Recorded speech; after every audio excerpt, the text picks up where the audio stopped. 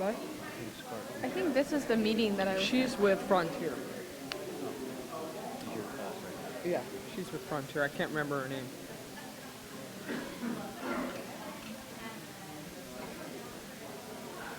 She's here with Dad. She's here with Dad for the transfer. Yeah. It's kind of a no-brainer. We talked it to death. It doesn't matter. We had like 5 minutes on that one. It's a no-brainer. You know, can't really do much else. We beat it to death at the commission. Yeah. I went to the meeting and we beat it to death.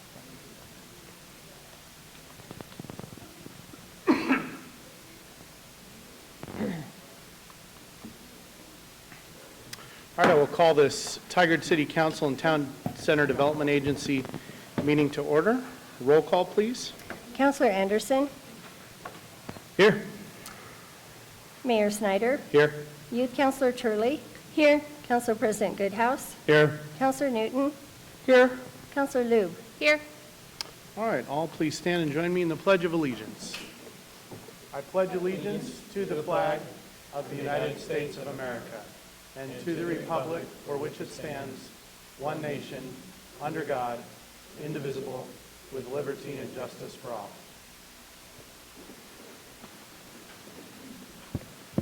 All right, staff or council, do we have any non-agenda items? No, Mr. Mayor. All right, we will move on to citizen communication. City Manager Wine, do we have any follow-up to previous citizen communication? We have none, Mr. Mayor. All right. Well, we will move on to introduce our new Tigard High School envoy for the year, Associated Student Body President Sarah Gentry's first report to council. Why don't you come up? I'll give you a City of Tigard pin, and then you can give your report.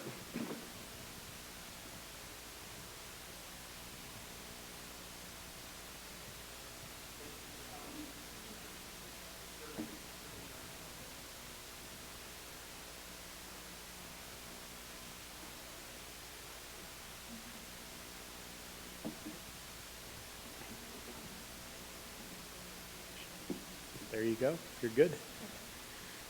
So Tigard's been up to a lot since the start of the school year, so I'm just going to start in September. So in September we launched the Spirit app, which is just an online platform for students to receive points based on events they go to.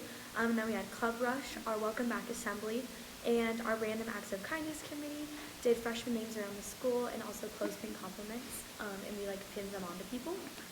Moving into October, we put jokes on every single locker coming back from homecoming. We also had our traditional homecoming parade and homecoming dance. We did Powder Puff the week of homecoming. We did a Gold Out football game to support pediatric cancer research and raised over $500 for the Sam Day Foundation. Wow. We also did a Pink Out volleyball game to support breast cancer research. Our boys soccer team made it to the second round of playoffs. Our football team is currently headed into the second round of playoffs. They're ranked first in state and they're undefeated. We had our first open mic, which is where any student can perform or share a piece of their own. Our marching band won state, and we also had Halloween Rooms, which is just a community event. And then moving into November, we just had our Veterans Breakfast and Assembly and had over 60 veterans attend. Our National Honor Society did the blood drive today, and they had about 90 people donate blood. The Tigerettes won their dance competition for varsity pom and jazz. The Tigard Tualatin Student Union hosted the first ever Student Voice Summit that was planned and executed by both Tigard and Tualatin students. We have our canned food drive going right now until Thanksgiving. Shrek the Musical starts this week and runs through next week. And we have Open Table on November 18th after school where students can bring different dishes from their culture, and also we do a fashion show where they can show their cultural wear. So that's Tigard so far. Thank you very much. Sounds like it's been a busy couple months. Yes, very. Mr. Mayor? Yes. I noted that the marching band won state, and I had read about that. And I know when I was on staff, we had a tradition of honoring Yep. groups, clubs, not just sports teams, that took state awards. So I wonder if we might do something to acknowledge our Tigard High marching band for taking state. So maybe we could Absolutely. look into that. Usually, well, please consider this an invitation extended, and then we come up with usually a resolution of support, or a proclamation of support. So we'll invite them. Thank you. All right. Chief McAlpine.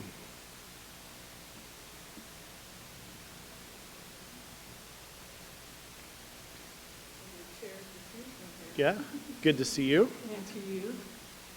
Good evening, Chief Kathy McAlpine, the Police Department.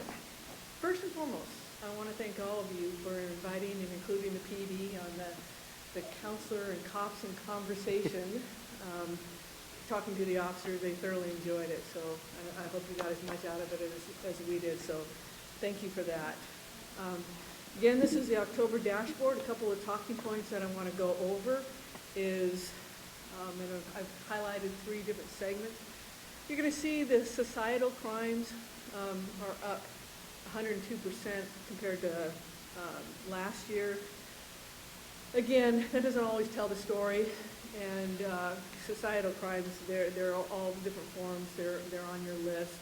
A lot of times it's the proactive ones, the DUIs. You can see we did a significant effort there, and I'd like to call out that Officer Blaine just about gets a DUI a night. So again, that's a proactive measure that we're able to do.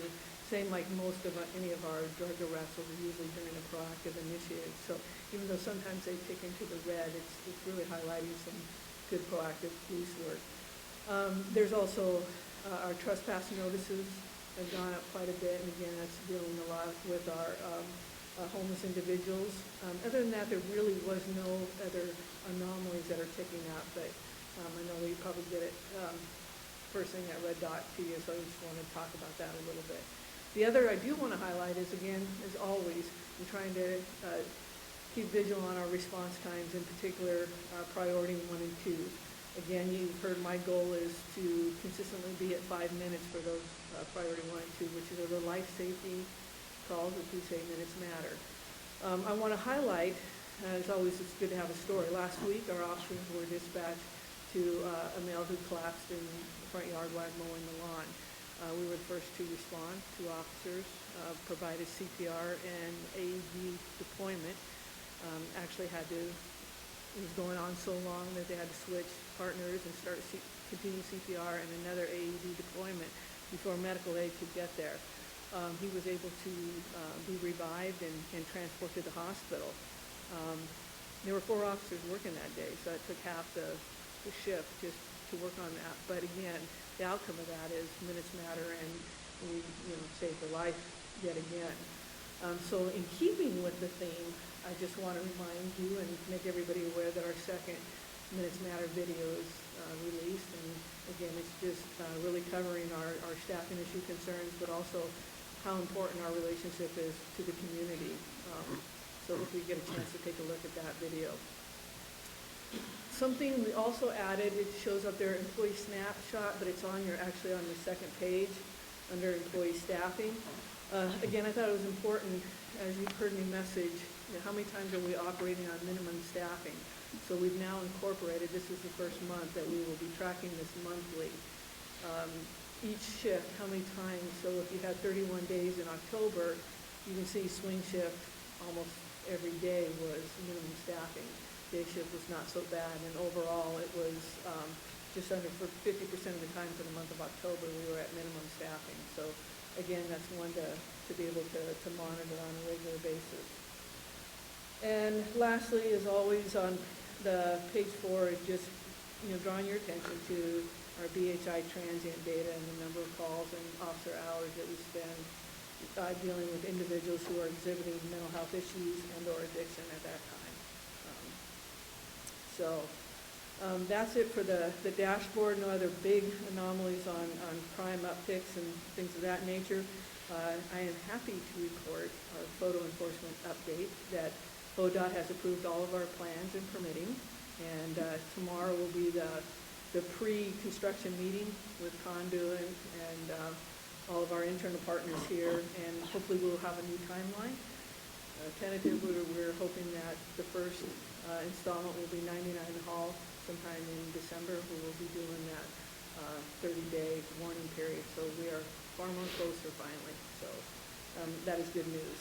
And then hope to have all the intersections either in their warning period or actually deployed by the end of January. But by tomorrow's meeting, I should have more information. more concrete on what. But all the permitting is completed. Is all completed. So now it's just a Everything- matter of doing. Yes, and I'm confident that that'll happen as well, without as much problems as we had in the past. So I think we're over that hurdle. But as always, I'm be happy to answer any questions you might have on anything that I've presented or anything else. Counselor Newton? Sorry, not really a question, just a couple of comments. I did see the new video, it's really good. Yep. And I looked at it this morning. And then I really appreciated having, I know all the officers did great, but I really appreciated having Officer Mace with me at Panera. A lot of questions came up that she was able to answer. I didn't really realize she had a social work background. And she was able to put that perspective on some of the work that the officers do, and that was really helpful to the people that were there to understand some of the challenges they face. So it was great. So I hope she got my note. But anyway, yeah, it was great to have her with me. I'll make sure I Thanks. pass that along, but I actually did have a good conversation with her and her experience on that, and I think she felt equally enjoyable. As you know, she's currently assigned to transit, and so this allows her to actually stay connected with us, and so she enjoyed the outing as well. So thank you. I'll pass it on. Okay, thank you, Thank you. Chief. You're going to be sticking around, right? Okay. Upcoming conversations. All right, we now have our Tigard Area Chamber of Commerce report out. Community and Membership Engagement Manager Love. Good to see you. Make sure you turn the mic back on. There you go. Thank you. So our Leadership Tigard class met today, and they learned about Tigard's history, culture, and diversity. For Tigard Chamber updates, we had a great meeting with the Tigard Tualatin School District and the Foundation for Tigard Tualatin Schools, and started a conversation about what opportunities there are for businesses to engage with our 8th to 12th grade students through a student career learning experience. So we're excited to explore that. And then we had 12 members join the chamber in October, which is super exciting. And for upcoming events, we have our Good Morning Tiger, which is every Thursday at 7:30. This week, we're going to be at Tiger Triangle Smiles. And then next week, we have a multi-chamber networking, and that is going to be hosted at Costco. And then we have Debbie's 10th anniversary with the chamber coming up, and so we're throwing a soiree for her at the Broadway Roads on the 18th. And then we have our Government Affairs and Public Policy Committee meeting on November 21st. And on December 3rd, we have our Healthcare Affinity Group in the morning and Holiday Happy Hour in the evening. And for the farmers market, I kind of want to give you an overview of our season. We had over 11,000 patrons at the market this season. We had 55 vendors, which is an increase from last year. We had distributed $2,740 in Snap Match dollars, which was super exciting. And we had over 120 kids participate in our Market Stop Kids Club program. We have a wreath making class on November 30th at 10 a.m. and 2 p.m.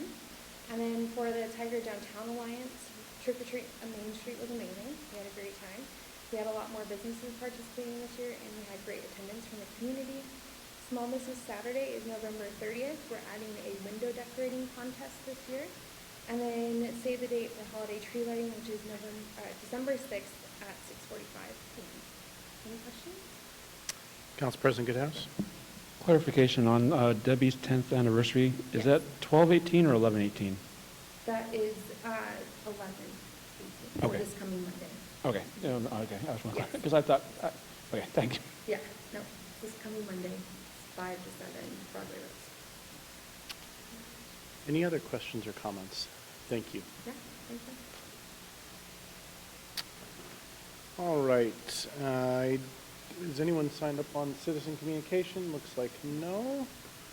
Is there anyone in the audience that wishes to testify tonight? Okay. We'll move on to our consent agenda. The consent agenda is used for routine items such as approval of minutes, receipt of council meeting calendars, proclamations, appointments to boards and committees, and approval of contracts or intergovernmental agreements with partner agencies. Detailed information on each item is available on the city's website in the packet for this meeting. Approval may be enacted in one motion without separate discussion. Anyone may request that an item be removed by motion for discussion and separate action. Tonight, we are receiving and filing council calendar, tentative agenda, we're approving city council meeting minutes from multiple meetings, and proclaiming Small Business Saturday, Jessica. I want to make sure you heard that. All right, is there a motion on the consent agenda? I move for adoption of the consent agenda as presented. Second? It's been moved and seconded. All in favor, please say aye. Aye. Any opposed? Okay, consent agenda passes unanimously. Let's move on to our joint meeting with the Tigard Transportation Advisory Committee. Mr. Roth and members of the TTAC, come on up.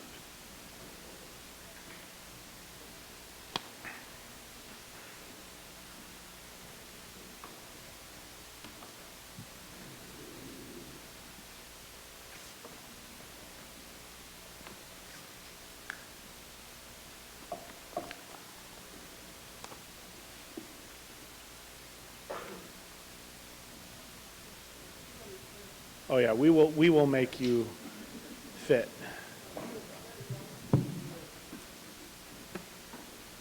You don't get left out that easy here. We're an inclusive community.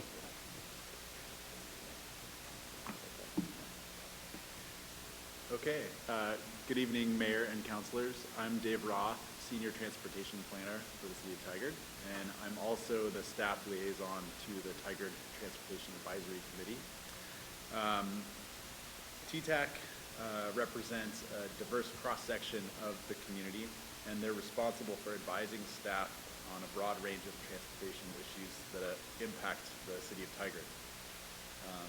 They meet monthly, rain or shine, and they have to endure me talking to them for 2 hours on wonky transportation policy issues and projects. So, in that light, tonight I'll be brief and simply introduce the members of TTAC and then hand it over to Kevin, the chair, to walk you through their annual report to council. So quickly here, we do have some members of the committee joining us tonight. I'm going to introduce them first. So first we have George Brandt. We have Elise Shearer.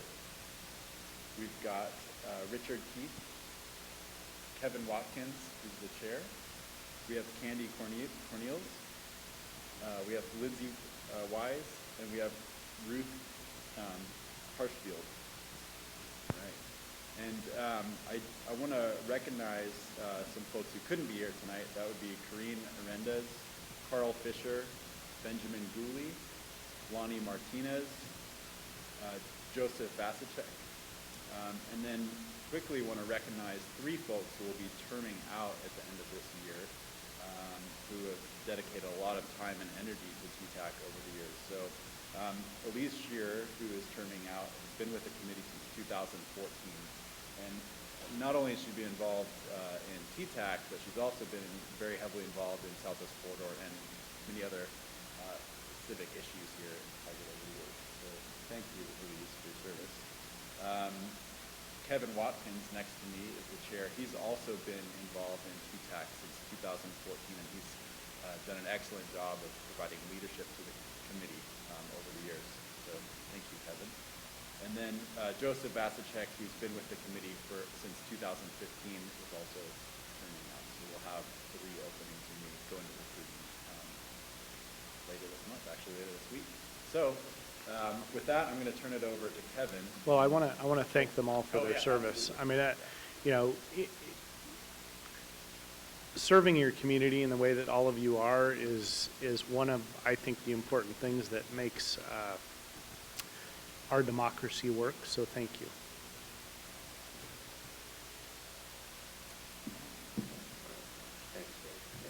Thank you. And thank you for this opportunity to be here. The only thing I would add, we had a little introduction here, and Dave covered most of that. I always thought it was kind of cool, the sort of catchy little acronym for TTAC. So don't want to overlook that. And also to any members of the audience, these meetings are open, and we welcome public comment and public participation. So we propose the following agenda for for our session to you. We'll look back to the year in review, go into our capital improvement plan priorities, give a report from the pedestrian bicycle subcommittee, look ahead to 2020, and then we'd open it up for discussion. Also, at any time, if any of you have any questions, please, we do have a prepared presentation, but any time, please, if you have any questions, we'll be happy to go through that. We had a big year last year. We accomplished a lot. We anticipate accomplishing a lot next year, and that could not have been possible, of course, without good citizen involvement like this, but with real good staff support from the city. Joe Patton and Tegan Elno have been excellent, but Dave Roth has been just indispensable in providing real guidance and support for us, and so we really appreciate that. So Dave, the pressure's on for next year, and we'll have to do that again. So looking back in 2020, broadly, the first half of the year we spent a lot of time on the Complete Streets policy. Now, the Complete Streets is it's up here, the cornerstone of an equitable transportation development decision-making. And the way to think about it is a multimodal transportation system, all the way from pedestrians, bicyclists, vehicles, and everything in between. And so this is a pretty broad range. It's comprehensive. We spent a lot of time on it, and we recommended City Council approve the implementation plan on May 19th meeting. The second half of the year, we focused on the Transportation Capital Improvement Plan, or CIP. We went through a pretty extensive evaluation process. We went through some ranking prioritization of it. We had one of our later meetings, but we came to consensus about what we should recommend to the city. And so we do this about every 2 years. And a little more granularity on what we do during the year. We have a planning calendar. At the beginning of the year, we try to forecast our activities, and then at the end of the year, it serves as a chronicle for what we did. I don't, if you want to go through this, but just FYI for you, we do try to keep track of what we did and why we're doing it, and coordinating with other functions. More detail of the capital improvement plan. We've used this framework for the last 3 years for our prioritization, and it's broadly just sets of categories, sets of priorities for us. Priority 1, this, as the name implies, it's the highest priority for completion, and we're recommending that the city acquire and implement resources, staff time, funding, gas tax, what have you, to complete these projects within the 6-year planning time frame. For category 2, priority 2 rather, those set of resources and projects that would, if there was surplus to the work that needed to be applied to priority 1 and then working on priority 3. And this current cycle,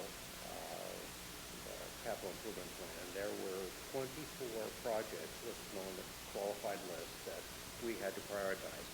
All of them had been through an extensive vetting process by the city. So they were all good projects that would all bring value to the city. Well, we couldn't do them all. There's just not that amount of money or resource to do it. So we had to be real disciplined and limit ourselves to what we could do. So we identified 6 of those 24 as priority 1, 5 of those as priority 2, and 6 as priority 3. Now, it's unlikely that we'll get to priority 3, for example, that just isn't the resources. But what that would serve to do, this prioritization by us in 2019, would serve as for guidance for our successor in the future years. Going into a little detail for our priority 1 projects, these are the 6 that we've recommended to the city that for implementation within the 6-year planning timeframe. The first 2 are projects that should really improve transit on the east-west axis of the city. First one is the Walnut Street, and that would be the final section of the Complete Street program. That's the pedestrian bicycle lane and the turn lane, the auxiliary lane in the center.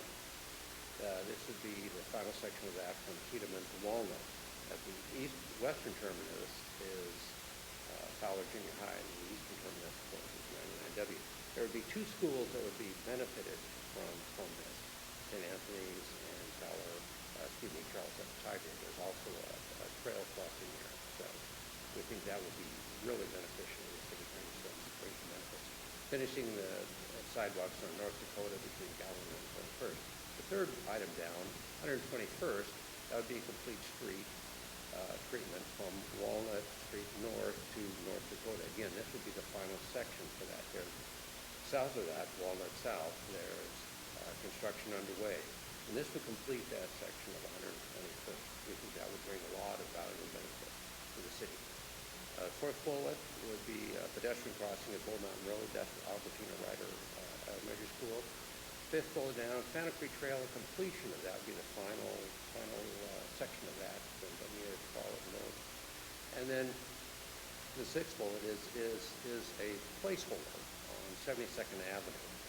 These are general improvements that are in process right now with the city. We had a presentation from the city engineer. They're kind of a broad look at improvements along 72nd. That's going to be a key transit way for us. And it's interesting, they're broken down into 5 different segments, and each of these segments has different treatment, whether it be 2 lanes and each way, or 1 lane, 1 way, depending on the particular circumstances. We realize that this is still in process, and so the actual sequencing of this, which would be the first one, and like that, is still to be determined. That process is underway. But in our judgment, initiating that and commencing that project as soon as possible rises to priority 1. That's why we added it. The Pedestrian Bicycle Subcommittee is a subcommittee of TTAC, and it's been in existence for about the past 9 years. And as the name implies, they focus on pedestrian and bicycle issues. Kind of some key activities for the year. In February, they had a legal clinic. It was mostly just covering rules of the road for bicyclists and pedestrians, what have you. And in April, they had a testimony 101 training. It was on citizens giving testimony in public venues. Look ahead to 2020. There's 3 main activities we say in 2020. First is the integration of the Head and Bike Subcommittee into TTAC. As we said earlier, the Complete Streets program is the integration and the multimodal transportation system, everything from pedestrians to all sorts of vehicular traffic. And it'll be a real comprehensive look at our transportation system. So it made sense to consolidate the committee structure. So we've done a lot of work coordinating with the existing Head and Bike Committee. We've changed our bylaws to sort of incorporate them with the Tigard Transportation Advisory Committee. So that project is already underway. We've done the work on that, and there's just, I think, a little fine-tuning that will need to be done, but we'll still need to tidy that up. The Complete Streets policy implementation, those of you who've probably already seen this is going to be a major activity. But TTAC will have a major participation. There's 20 activities listed here. TTAC will have a lead or a major role in 13 of them. So that will take a lot of committee effort next year. And then finally, the transportation plan, system plan, TSP update will start right after the first of the year. We've already had some discussions over the last month or so about preparation for that. So I'm confident that the committee will hit the ground running and take those projects on.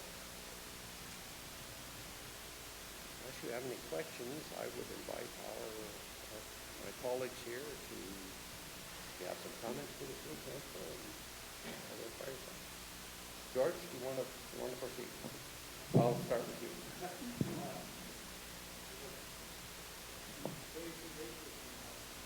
I'm pointing at your mic if you want to speak.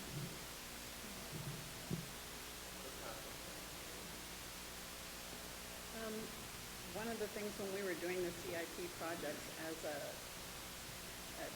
committee, we realized that there were several things we wanted to address in the CIP projects. Number one being safety, which includes the Safe Routes to School program and improving safety for the children and other pedestrians and bicyclists in the area. And then trying to make sure that other modes of travel were addressed besides cars. So like 72nd Avenue, focusing on routes for freight, improvements for freight, as well as pedestrians and bicyclists and cars. And then making sure that the money was distributed around the city, not just focused in one area. It looks like a lot of it is in North Tigard and West Tigard, but that being the older part of the city means there's more updates that needed to be made there. But that's why 72nd and Bull Mountain Road improvements were also included. And so we've tried to make sure that all areas of the city were looked at. That's it. I guess I'd just like to say thank you to the committee. I'm officially an alternate, so next year hopefully will be my first year as a voting member. I guess I'd like to say the reason I sought out this committee was because I walk on Tiger streets almost every day with my kids at school, and there are a lot of safety issues associated with that. And I had no idea how much work the city is doing to rectify that. And I guess I'm just glad I can be part of the process. So thank you. Well, thank you and welcome.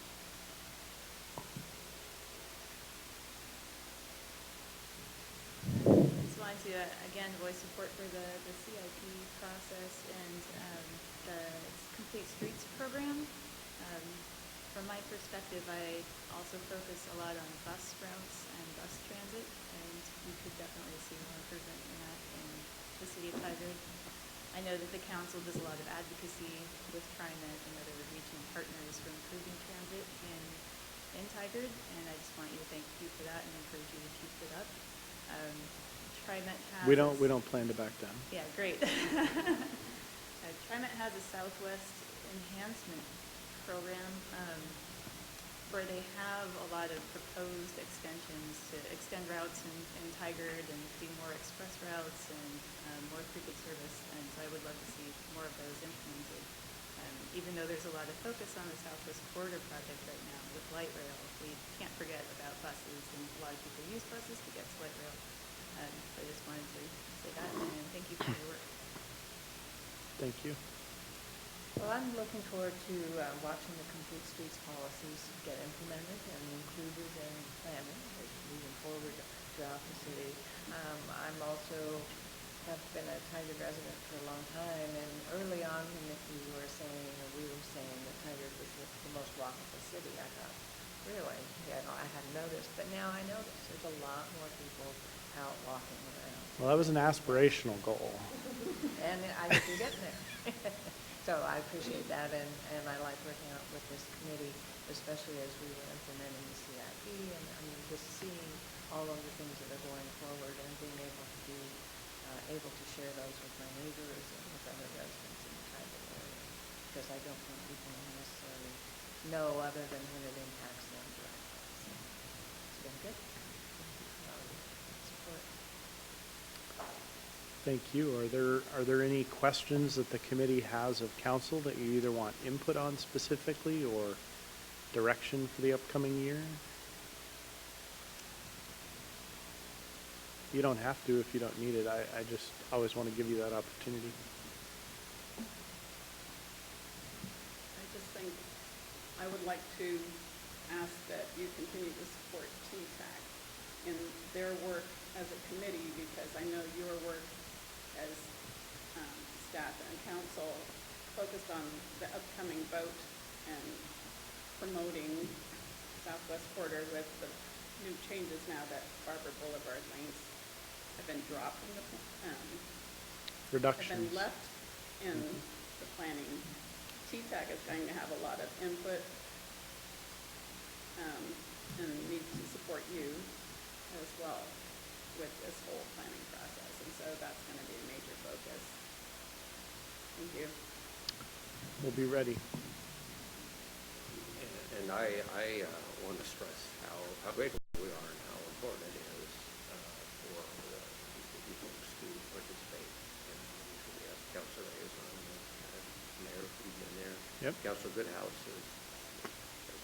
has been to several of our meetings, and we appreciate that very, very much. I think it lends legitimacy truly to our effort, and we can get direct line to the thinking of the council.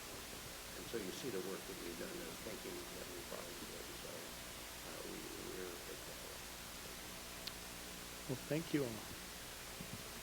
Yeah, Counselor Newton.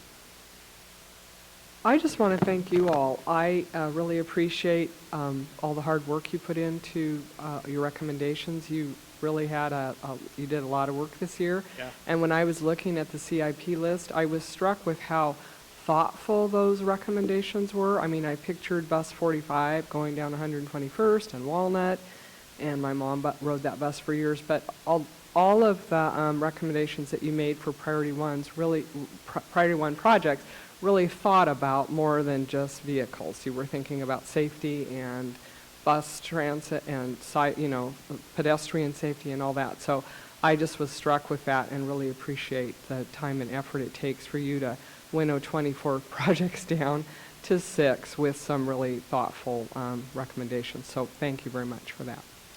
Council President Goodhouse.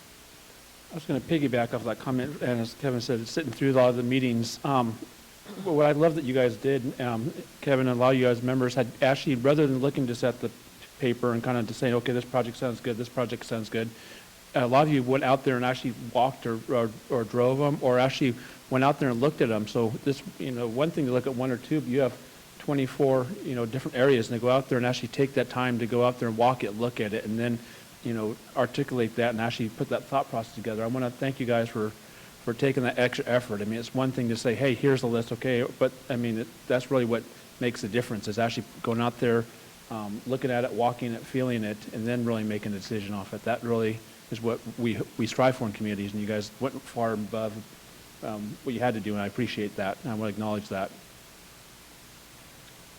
Councilor Lube. I just want to say I think all of you do such important work. I think most of us use some form of transportation to get to our jobs and our lives and our activities. And, on the surface, you think about it just being cars. I'm going to drive somewhere, but it's so much more than that. And our Complete Streets policy really looks at that from all different angles and all of the different ways that people need to be able to get around. And so it was so well thought out. And all of your work this year was just so meaningful, and it's setting us up for success down the road and really looking at it holistically and on what kind of community we want to be. So thank you so much for your work. Councilor Anderson. Yeah, nice job. Dave, would it make sense for TTAC to look at potential changes in speed limits around town? Have you already started that? Definitely. I think that might even be described in the Complete Streets policy, and just to report back, staff is actually looking at this right now, and we're talking about potentially folding it into the TSP as one of the activities that we do during that process. So we're looking at speed zones by functional class of roadway across the city, and we've got a map, and we sat down and looked at it last week, and there's definitely some anomalies and some opportunities for us to reduce some speed limits on some roads where it might not be appropriate to have like a 45-mile-an-hour roadway in an urban area. So yeah, it's underway, and we'll definitely involve TTAC. Kevin. Yeah, I think that brings up a broader issue, Councilor. We've been here 35 years, and the changes in the city have just been dramatic. And what was kind of maybe a little farming community, the streets are built around that. Now it's an urban hub. It seems like I can't believe it. Tigard has 50,000 people, more than twice when we moved in here. And so I think we're going to have to be very conscious of our limited space-constrained transportation system, making it as safe and as livable as possible. That's going to take some really good thinking. It's going to take some really good citizen involvement and tough decisions.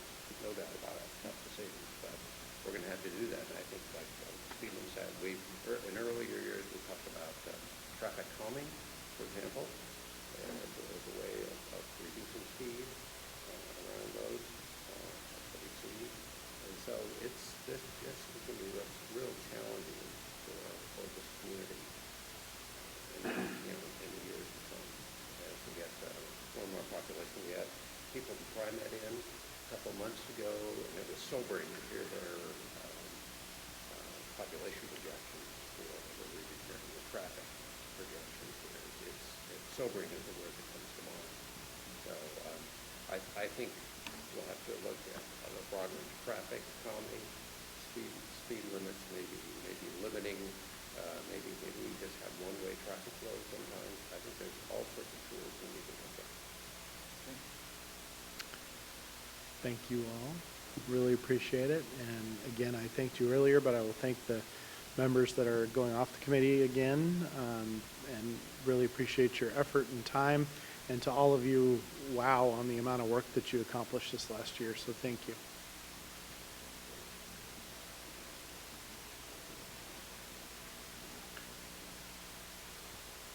All right, next item on the agenda is to consider a resolution transferring the Frontier Communication Cable Franchise Agreement to Northwest Fiber LLC.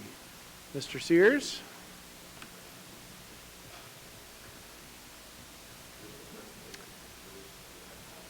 Please turn your mic on. We have Councilor Newton, our MAC Commissioner for the City of Tigard, Thaddeus Gerard, the MAC Administrator, and we also have Jessica Epley from Frontier to answer questions about the Frontier Northwest Fiber specific questions.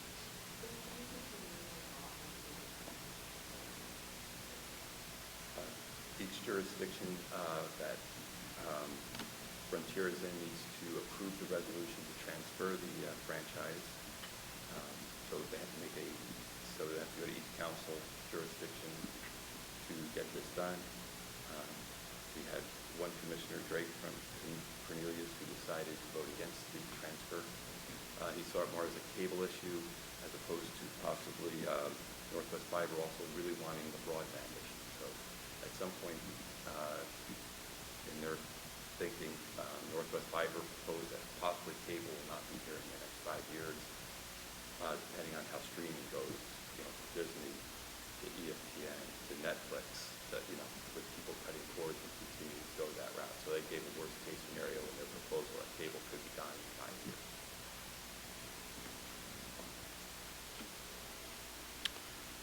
Okay, so the request is that we approve this transfer agreement. Is that the staff recommendation? Yes, sir. Okay.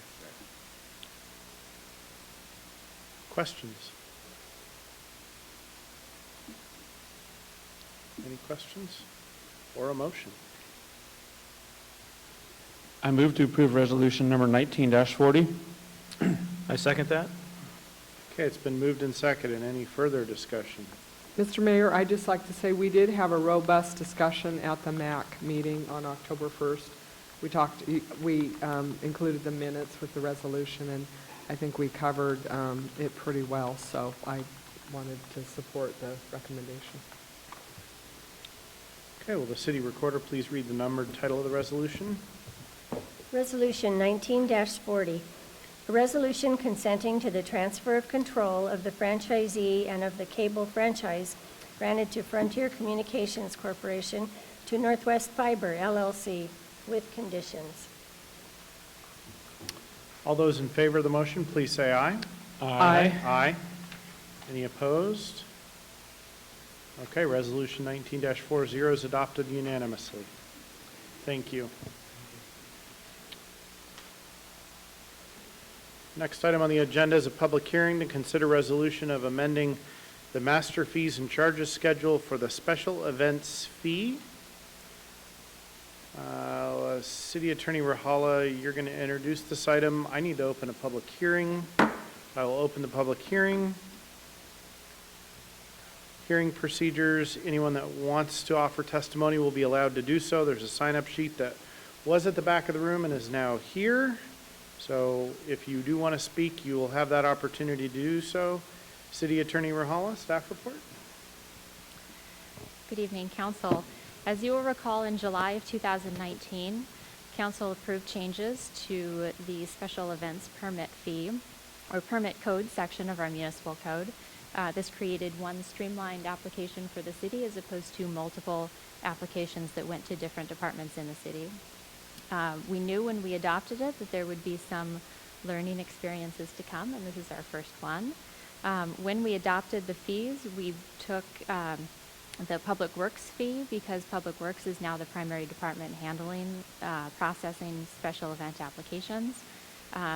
When we adopted it, we realized that it is quite a bit larger than was currently being charged by the police department for events such as block parties, and when based on the number of people in attendance, events like Trick or Treat Main Street become expensive very quickly. So in looking at the application fee for that event in particular, we realized that the city gives funding to the downtown, or to the Tigard Downtown Alliance in the form of community event grants each year. These are broad community-wide events, and the realization of the city was that it didn't make sense to provide or to charge large public special event fees when we were giving funding, city funding to these same events. So staff recommendation is a flat $50 fee for processing special event applications where the recipient and the event is a event receiving a community event grant from the city. A couple other changes, you'll see that we have split the lowest tier fee. That used to be a 0 to 100 person fee. We've now split that into two, so it's a 0 to 25 or a 26 to 100. Again, that's accommodating block parties and other smaller events. We added a change fee for any special event where the date or a time is changed. That is a cost to the city and to process those changes, and so we have a new fee there. We have also added support services. When our police department or public works department supports these events, they incur costs, and this allows those departments to recoup those costs. And finally, a refundable security and cleaning deposit not to exceed $500. That is consistent with what the city currently charges for shelter rentals. So staff recommends approval of these changes as presented. Also, should you decide to approve these changes, we would request a motion to refund to the Tigard Downtown Alliance the difference between the approved fee and what they paid for Trick or Treat Main Street. So that's a separate, I mean, you're making that request, but it's not it doesn't have its own Correct. agenda item or anything. Okay. All right. So thank you for the staff report. Any questions of the staff? Councilor Newton? I have a question on page 1 where we have the shelter number 2, and other shelters. Is Cook Park the only park where there's more than one shelter? I was a little confused. Do we mean Cook Park Shelter 2? Correct. So Okay. Shelter 2 refers to the large shelter at Cook Cook Park. Park. Okay. Other shelters refers to any other shelter at any other park in the Okay, city. okay, just wanted to clarify that. Council President Goodhouse? Couple of questions. So for if it's a flat 50 fee, I think we give money to the Balloon Festival, which is a couple days. Does that mean that's just for the whole period, it's 50 days or $50 a day? So it would just be $50 for the application, and those events are the Street Fair, Trick or Treat Main Street, Tree Lighting, Art Walk, Balloon Festival, 4th of July, and Farmers Market. So it would be a flat $50 application for each of those events. Okay.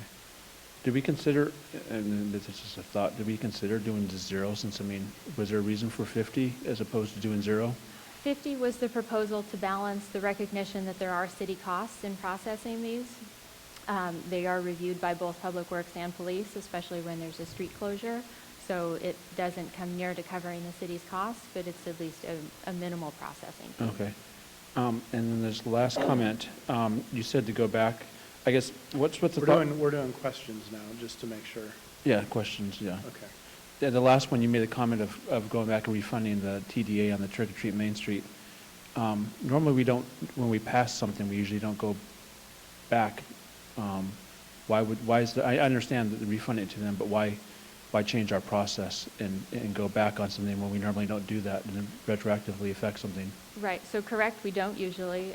In this case, it's certainly council's discretion, but staff's recommendation is because this was an unintended situation where we didn't realize the extent of it, it would be our recommendation to go back and make it retroactive. What was the amount? They paid $475. Okay. Okay. Other questions of staff? Okay, we'll move on to public testimony. I have one person signed up to speak. Jessica Love, coming up. Turn the microphone on. State your name and address for the record, please. Jessica Love, 8527 Southwest Avon Street. I'm from 224 Tigard, Oregon. So I would greatly appreciate your consideration amending this. I have spent lots of time and filed many specialty event permits through downtown Tigard events like Explore Downtown Tigard Street Fair, Trick or Treat Main Street, and holiday tree lighting, the farmers market, and so to kind of give you an example of what this current fee structure looks like, for the farmers market, it would be close to $5,000 for fees. So I know the farmers market can't take on that expense, and that we would have to find that funding someplace else. And how the market's funded currently is through vendor space fees, sponsorships, and grants, which one of them is the community events grant, and which we greatly appreciate. And we are break even at this point. So to take on this fee is going to be extremely challenging for us when we look into the upcoming season. And we know that we can't raise vendor fees and stuff like that. So other situations, so we would greatly appreciate your consideration in this. These events are helpful to our community. It's saving city staff time from putting on these events. So we would greatly appreciate your consideration. Thank you. Yeah.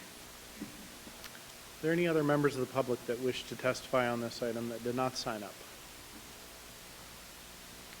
All right. Is there any response to testimony by staff? No. Okay, I will close the public hearing. Council discussion and consideration. Resolution number 19-41. Councilor Lube. I think the city attorney is correct, and these are some unintended consequences of some of the changes that we made. And so I'm in support of the change. I'm also in support of going back and making it retroactive for the trick-or-treating event. I know that's typically not what we do, but especially being at the event and seeing how many excited Tigard residents, and I got to tell you, our police chief is a little bit soft when it comes to handing out candy. I learned that on Halloween, and she loves to give it out. I know, right? She gave it out. Yeah, anyway. So I think it is such a benefit to the community, and they work so hard on putting it on that I can see that being a burden to have to pay a significantly higher amount than was budgeted. So in this case, I would be in favor of it being retroactive. Council President Goodhouse. So City Attorney, to clarify, we would make the motion and with the amendment of, or it would be a separate motion for the TDA refund? So I would suggest two different motions, one to adopt the resolution amending the master fees and charges schedule, and the other separate motion to refund the $425. So after we vote on that one, then to do another additional motion? Yes, okay. correct. Do you have a question? So I move to approve resolution number 19-41. I'll second. Okay, it's been moved and seconded. Any further discussion? City Recorder, please read the number and title of the resolution. Resolution 19-41, a resolution amending the master fees and charges for special event permits. All in favor of the motion, please say aye. Aye. Aye. Aye. Any opposed? Okay, resolution 19-41 is adopted unanimously. And another motion? So I move to amend, I move to refund the TDA for the fee charged on Trick or Treat Main Street application. Is that the correct entity? Correct, it is the TDA. Okay. So just to clarify, it would be the difference between the fee paid and the fee just adopted. Okay, that's what I said. All right, I'll go with that one. Can you stay? Carol would like you to Carol, state it. I say. Restate the motion. I move to refund the TDA the difference in the application fee for the Tigard Trick or Treat Main Street. Okay, that's been moved. Is there a second? Second. Okay, it's been moved and seconded. All in favor, please say aye. Aye. Aye. Any opposed? Okay, motion carries unanimously. Jessica, you got 425 coming back, if I understood the numbers right there. All right, thank you. We'll move on to, we actually need to convene the Town Center Development Agency for the next two items.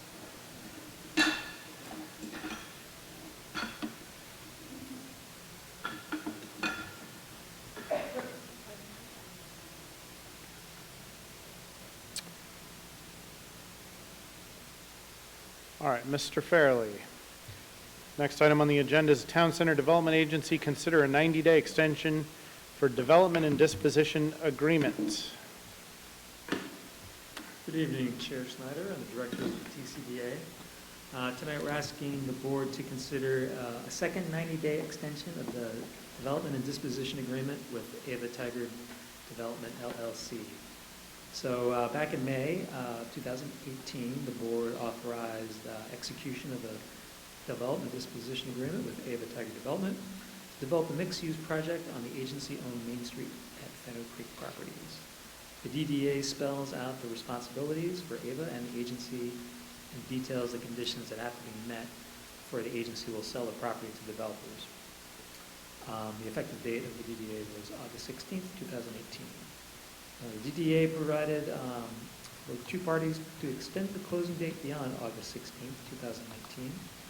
Due to a request from Ava to allow more time to refine their plans, the board of the TCDA authorized the signing of the First Amendment to the DDA. And that amendment granted Ava a 90-day extension of the closing date to November 14th, 2019. And Ava would need to complete 7 milestones.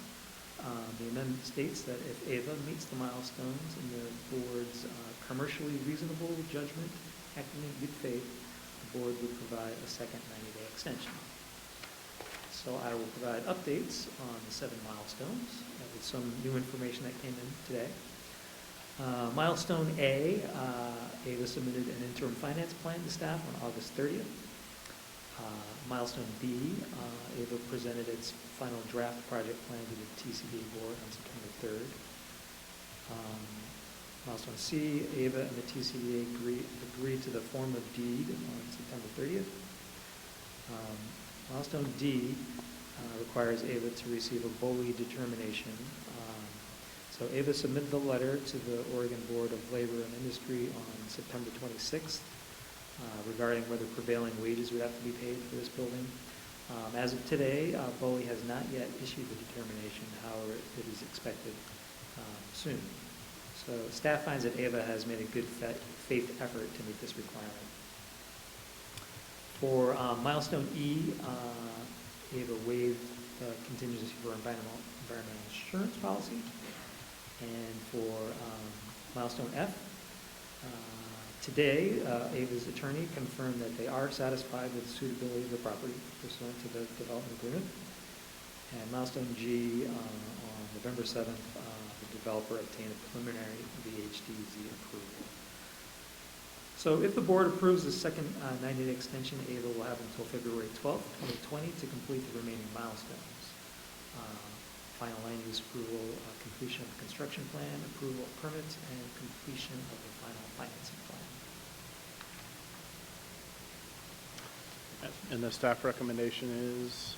Is to grant the second 90-day extension. Okay. Questions? Deliberation or a motion? I move to approve TCDA resolution number 19-009. I'll second that. Can we verify whether that's the right action here? I think we are. So resolution to. Because 19-09 is a separate action. No. Yes. Oh, did I jump to that? Approve the wrong one? 90-day extension.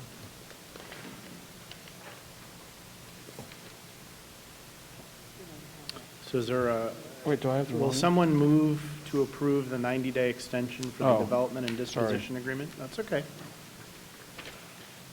I withdraw my motion. Okay. I move to approve the 90-day extension for the development and disposition agreement. I'll Second that. Okay, it's been moved and seconded. All in favor, please say aye. Aye. Any opposed? Okay, motion carries unanimously. Thank you, Mr. Fairley. And we're going to move on to item number 8, Town Center Development Agency. Consider resolution authorizing the executive director of the TCDA to complete the acquisition of an easement on land adjacent to 12562 Southwest Main Street. Mr. Fairley. Thank you. Tonight, we're asking for board action on a project that has been in the works for a long time, and that is to consider a resolution approving the acquisition of an easement on land adjacent to 12562 Southwest Main. So this is regarding the Fano Creek Overlook project, which will provide public space along Fano Creek, along what is currently the egress driveway for the Fano Creek Brew Pub. Public space would provide an overlook to the creek and a resting place on the trail, and it would serve as an attractive amenity for downtown visitors and residents. The project requires the acquisition of 2 properties, a 2,300 square foot strip of land adjacent to the Main Street Village Apartments, also known as the driveway parcel, and about a 12,000 square foot piece of land adjacent to the brew pub. The driveway parcel acquisition will allow the construction of a new 2-way driveway and the closing of the existing egress driveway so the public space and trail connection can be built. So the acquisition of the driveway parcel was approved in June. For several months, an agreement to convey easement has been negotiated with the owners of 12562 Southwest Main. The agency will pay $118,000 as compensation for the easement, together with $50,000 for the cost to cure the impacts on the parking area. The parking lot is going to have to be reconfigured as a result of changing the driveway circulation. So Section 8 of the City Center Urban Renewal Plan authorizes property acquisition from willing sellers to complete public improvements. On June 4th, 2019, the board of the TCDA approved a plan amendment that added the trail parcel to the list of properties to be acquired under the plan. So the board is requested to authorize the executive director of the TCDA to sign the agreement to convey easements and to complete the transaction. Once the properties are acquired, design and engineering of the driveway expansion and the trail public space projects will begin. And the agreement requires that the driveway expansion be completed before the trail public space construction can commence. And there's, just for people who might be in the audience or at home, showing what the project is. So basically, the side facing Fano Creek, right next to the brew pub, would become that public space and the trail connection. And then on the other side, shows a widened driveway. I'll just comment that this has been a long time coming. I think this maybe has been discussed since I was first elected to the city council. Or before, yeah. City manager saying before that. I don't know that history quite as well, but it's been a long time coming. Okay, so do we have any questions? I move to approve TCDA Resolution Number 19-09. I did wrong. I'll second that. Okay, it's been moved and seconded. Is there any discussion? City Recorder, please read the number and title of the resolution. TCDA Resolution 19-09. A resolution approving an agreement to convey an easement on land adjacent to 12562 Southwest Main Street and authorizing the executive director of the Town Center Development Agency to take all necessary actions to complete the agreement on behalf of the agency. All those in favor of the motion, please say aye. Aye. Aye. Aye. Any opposed? Okay, TCDA Resolution 19-09 is adopted unanimously. Thank you. Thank you. We will now reconvene the City Council for the next agenda items. No tripping.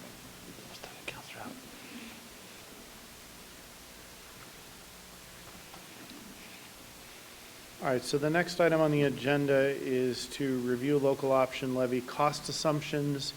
Counselor Newton is out of the room for just about 20, 30 seconds, so if you can wait on your presentation, that would be great.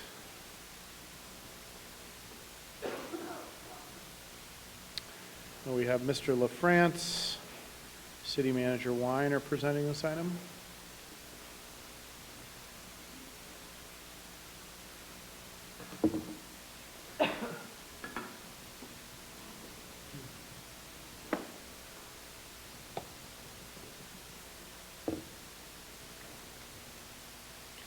We are ready to go when you are, Toby. Good evening, Mayor and Council. Toby LaFrance, Finance and Information Services Director.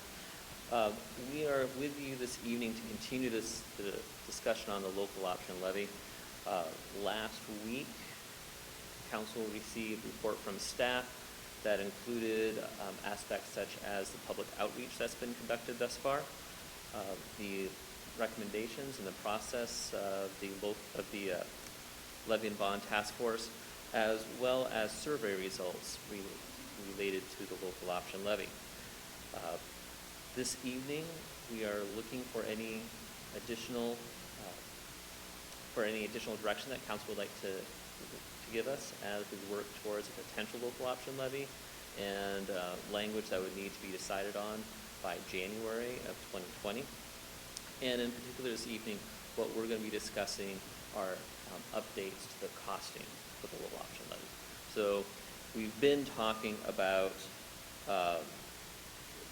we will be covering tonight what we've done to the project cost. We last talked about project costs and the resulting local option levy rate in April of this year. And so what we'll be doing is we'll be giving you some costing options for the 4 services that have been discussed thus far: additional patrol, homeless outreach, the de-escalation training, and doing the additional work for safe routes to schools. And we'll also be giving you some components for those costs. So the whole reason we've been doing this and that we've been talking about for a number of months is the service need. So what we've been talking about is a local option levy that would be adding to Tigard services. And in particular, we'd be adding 8 additional officers for patrol. This would add 1 officer to every shift in the city of Tigard. You heard earlier this evening from Chief McAlpine about the number of shifts that are currently at minimums. Those minimums, depending upon the shift and day of the week, are 3 or 4 patrol cars, and this would bring our minimums up to 4 or 5, depending upon the day and the shift. And additionally, with those additional officers, we would be able to bring down some of those response times that Chief McAlpine was reporting on this evening. We'd also have 2 officers that would be specially trained for homeless outreach issues within the city of Tigard, de-escalation training for all officers within the police force, as well as safety improvements for bike and ped near schools. So for our initial costing process, this is what we covered last April. And it came up with a result of 46 cents per thousand for our levy rate. And this was done quickly. It was very much of a high-level top-down approach. We wanted to make sure that we were including the full cost of policing services, and what we used is the best information that was available to us. So we had our fiscal year 2019 budget at that time. We wanted to make sure that we were able to forecast the costs, so we were able to escalate our costs and look at a revenue forecast, do that over a 10-year period of time, and make sure that the levy could support those costs for 10 years on a break-even basis. So the math, in really simple terms, was we took that budget from fiscal year 2019, roughly $17.7 million, and in that budget, we had 85 FTE within the overall police budget.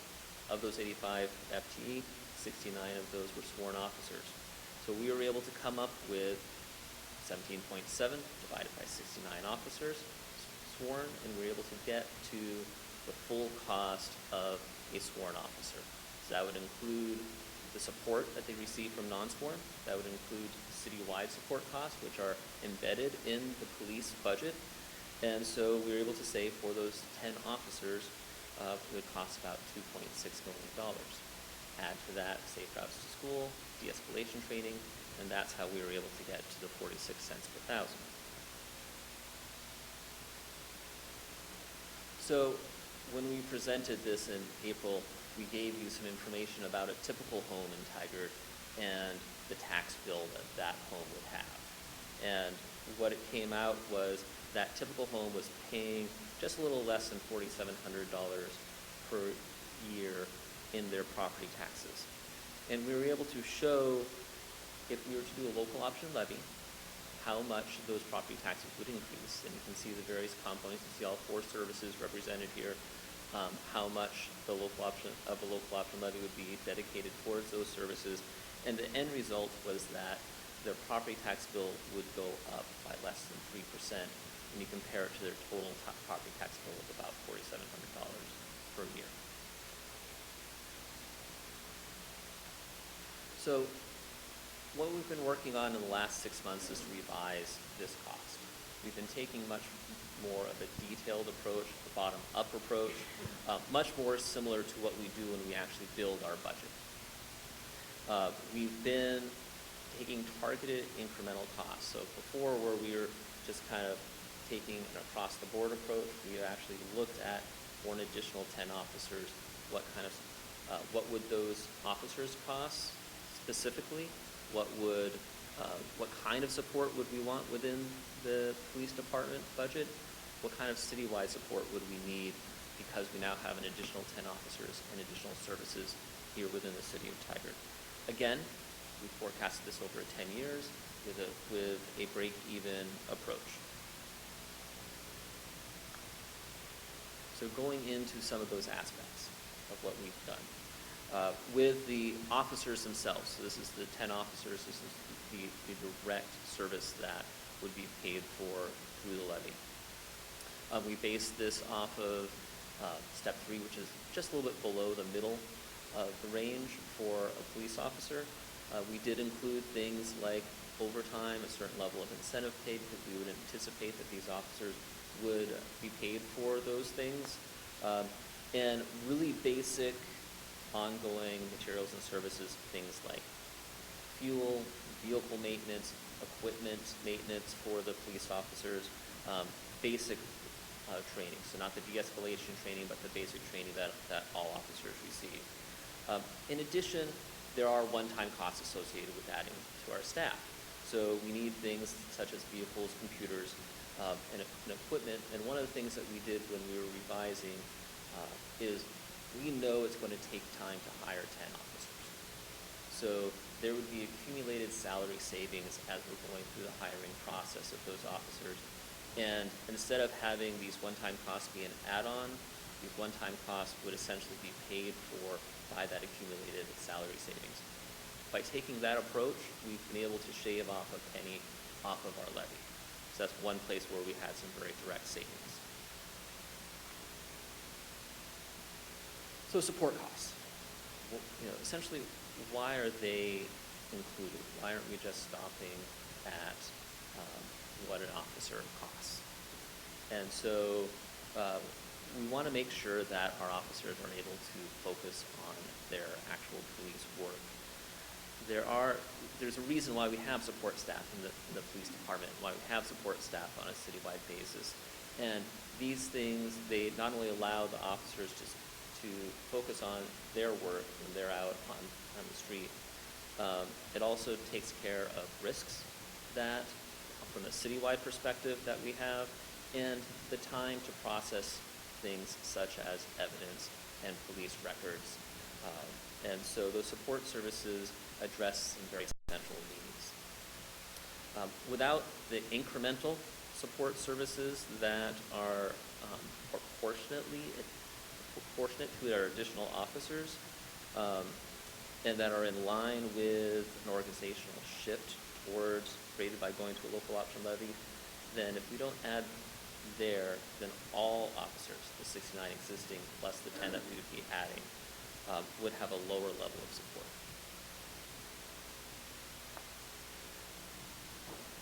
So police departmental support, specifically, what's in this?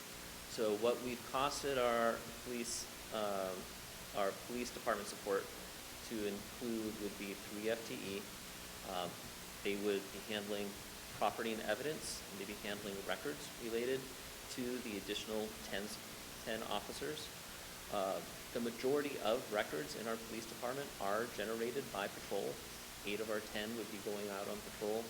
And this would be consistent with our current ratio of sworn to non-sworn staff. So currently we have 69 sworn and 16 non-sworn, which means we need somewhere between 2 and 3 support staff for an additional 10 officers. So that's how we came up with the work that we'd be doing there from a departmental support standpoint. So central services. We have a number of areas here where we looked at specific incremental changes. We would need about a half of an FTE of limited duration human resource staff so we can expedite the hiring process. If we get an additional 10 officers, that's a lot of work for our human resources department. We want to make sure that that happens as quickly as possible so we can get those 10 officers out patrolling the Tigard streets. We would also need to pay for a large proportionate share of citywide support. So this is the existing citywide support.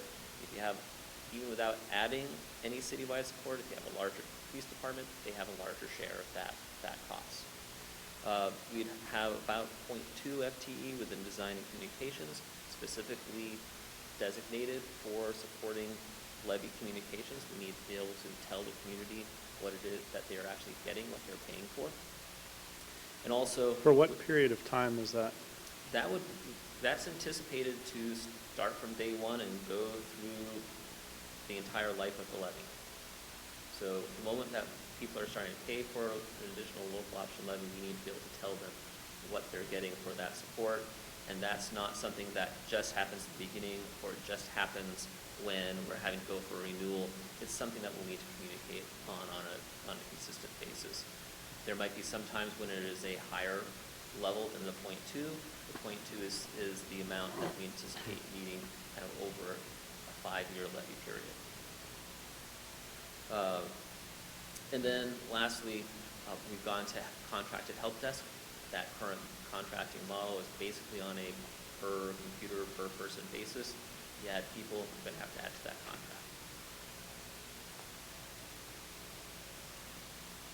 And lastly, on a citywide support basis, we're looking at being a more data-informed police. Police service, and we need to be able to support that. So this is looking at roughly 1.5 FTE for technology systems and data analysis.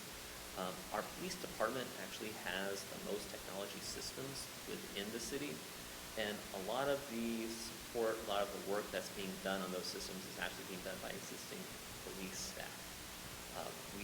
Sergeants, lieutenants, that kind of thing. We want to be able to make sure that get those police staff focusing on our additional police and our existing police and not have to worry about IT systems. Additionally, again, we're going to need to be able to communicate to the community about what it is that they're getting. We need to have good systems to report on the data there, and so we need to provide that data to communicate about improvements on the levy. A lot of these things are things that we're already thinking about even without a levy. It supports the direction of council, it supports the IT strategic plan. What the local option levy does is it accelerates the need, both because we'll have a larger, more mature police force and our need to be able to report to the community. So, getting back to our typical home. This is the same home that we looked at 6 months ago. We've updated, we have a new tax bill. So that home is now paying about $140 more in property taxes. And the way we were able to get there is real market value. I looked it up in Zillow, came up with the new real market value. It's similar to the real market value that shows up on the property tax bill. The assessed value comes from the new and updated property tax bill, and what most people don't necessarily know is your assessed value citywide across, or excuse me, countywide across Washington County is about 62% of real market value. And our property taxes are based upon our assessed value when that assessed value is less than the real market value, which is most of the time. So, again, here's our typical home, the $447,000 real market value, but a $280,000 assessed value. They're now paying about $4,800 in property taxes. Of that, just over $700 goes to City of Tigard for operations, and about $90 goes to support the bonds for the library and parks. So other jurisdictions, about $4,000. So for every dollar that this person is paying, about 17 cents is coming to the City of Tigard. So take that same home, and we now have a local option levy. We still have the same 4 services that we've been talking about: patrol, homeless outreach, safe routes to school, and de-escalation training. And what we've done is we've broken out the costs. So now you can see that the total cost from direct, so that's when we're talking about the direct policing, direct costs for safe routes to school and de-escalation training, and then our various levels of support. And what that winds up equating to in terms of a levy rate.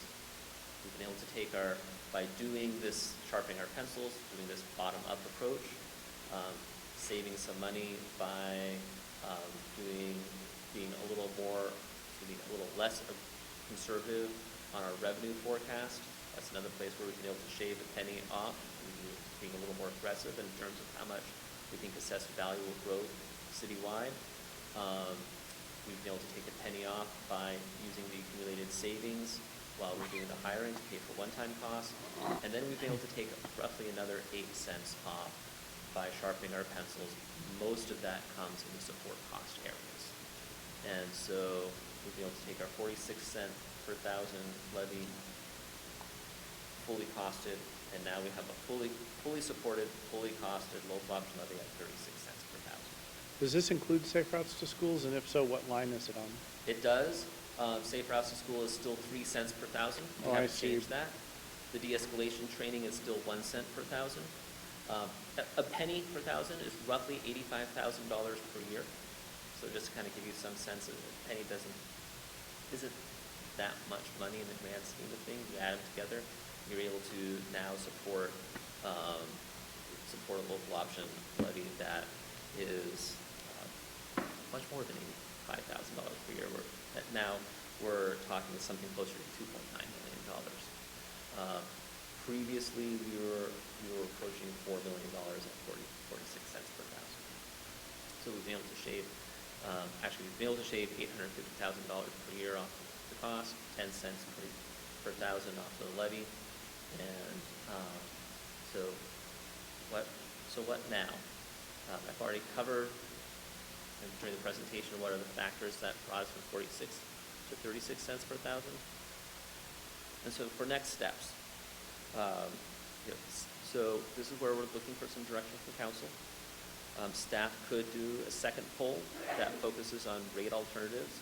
We've given you a number of ways to slice and dice the amount that we'd be levying for a local option levy.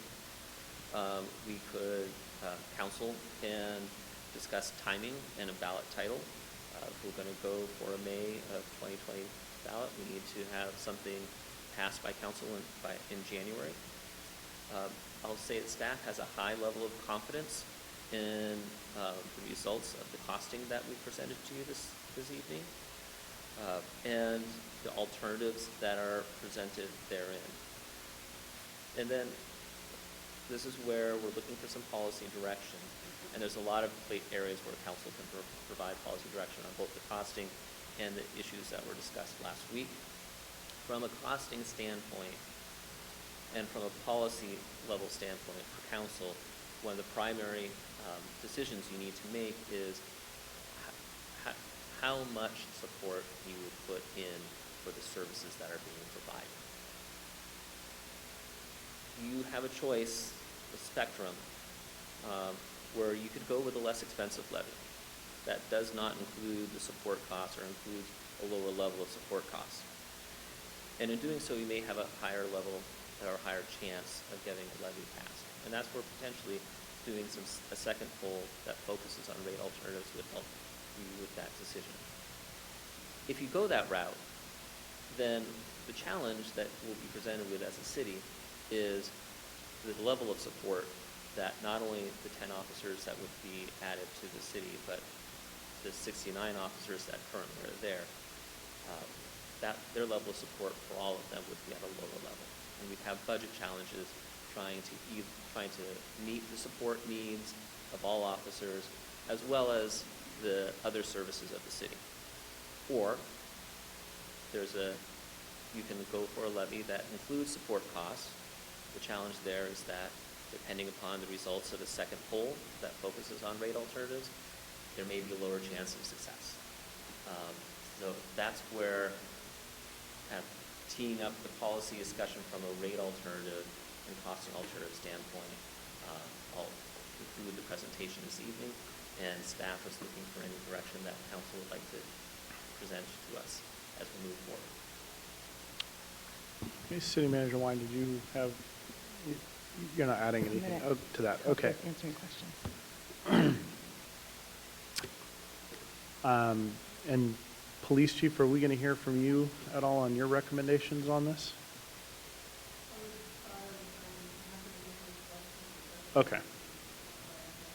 Okay, so if that comes up, we will let you know. I think there may be some, I mean, I'm probably going to at least want to hear what your specific recommendations are on this.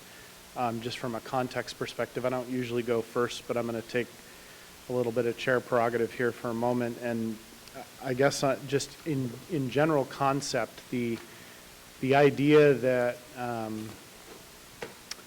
overall citywide support, for example, I mean, the statement that's being made that we need to include all those costs really is an argument that says that we are not going to recognize any economies of scale from adding 10 police officers to our workforce. And I don't buy that when I think about, I'm going to give you some examples. Supervision. I don't think we have we don't have anyone in this police department that's directly supervising 20 or more people, or even probably 10. What is the maximum number of direct reports that a staff person, that a supervisor has reporting to them in the police department? Definitely no more than that. Yeah, so not overloaded from a supervision standpoint, just globally. And so, when you think about the entire, you take the concept that you need the same amount of full support and supervision, I don't buy. Or an example, I was just trying to think of something in HR, like a simple transaction. An economy of scale example would be that when we negotiate a labor contract with the police union, whether we have 69 or 79 officers, it still takes HR just as much time to negotiate it, takes HR just as much time to implement or enter the new pay scales into the computer. I mean, I could go on and on and on. There's hundreds of these types of examples. So I guess I want to set the context here for us to be really deliberate about what, it is, I think it's impossible to argue that there's no economies of scale, which I think is the presentation to some extent on support side and including all of them, and the rationale for that is really based on that linear type of relationship that I don't necessarily think is there. So I will hold some of my other comments for now, but I wanted to start with that. And Chief, would you mind commenting on are these your recommendations as well? Well, first, I'm going to say a couple things. First, I appreciate Toby's analysis, along with Business Manager Lisa Shaw. There was a lot of thought and deliberation. I think I recognize that they have the due diligence and responsibility to provide the entire impact of what this could be. With that said, I've always said in the beginning, even in the ask, our needs are greater than what the levy was set out. And that included what I talked about, support staff, or eventually getting the lieutenant back. That wasn't what I was asking for. I was asking for, one, what I thought that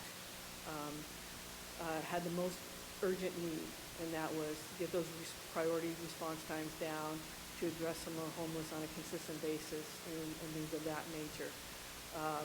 And that's where the 10 officers and the training came in. And of course, I do believe all your equipment that comes with it is, should be thoughtfully thought out. There is impacts to everybody else, but again, I'm going conservative. I'm going to the pocketbook of saying I wanted it to pass. I wanted to just ask for what was the bare bones that I think that we could do to accomplish that. I do not want to denigrate the hard work of the support staff, and there is an impact.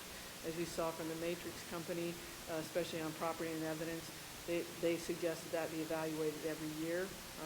Certainly with all our video evidence, dashboard cameras, stuff like that, that could easily impact. I would be disingenuous if I didn't say in 2 years from now that levy passed and then we didn't include the property and evidence, and I was coming to the city manager or to all of you saying, I need to support that. Can I ask a pointed question on what you're talking about right now? Because I'm struggling even with the property and evidence concept. Sure. Because let me tell you why. And we have actually I have parallels to this related to the Southwest Corridor. People ask me if the Southwest Corridor causes crime to increase. Well, it probably changes where crime happens. So I'm going to use a similar analogy and say, are we literally saying that because we're hiring 10 more officers, we think more crimes that require evidence to be entered are going to happen? Or will there just be more people to respond to the same number of crimes? Because I have a hard time believing, maybe we'll catch a few more crimes or a few more criminals, maybe. But like the idea that we're going to have more crimes happening because we add 10 officers, I just find, it's hard to make sense of that. The same number of crimes are going to be happening. Say that's the direct. Well, no, but that's sort of the thinking behind, at least so you got to believe that to sort of go with the methodology that's being proposed. There's a certain workload that officers can produce that we aren't getting to. So there is no other. I'm not saying it's a one-to-one. But that's true now. Right, and then the other part is as we go through digital evidence, as we start collecting more and more, and that's where they're really being challenged. Is, as you know, currently we have dash cam video in every car, and so there is, the generation of that of 10 more officers that could. I'm just acknowledging that there is some workload that Sure. could naturally happen.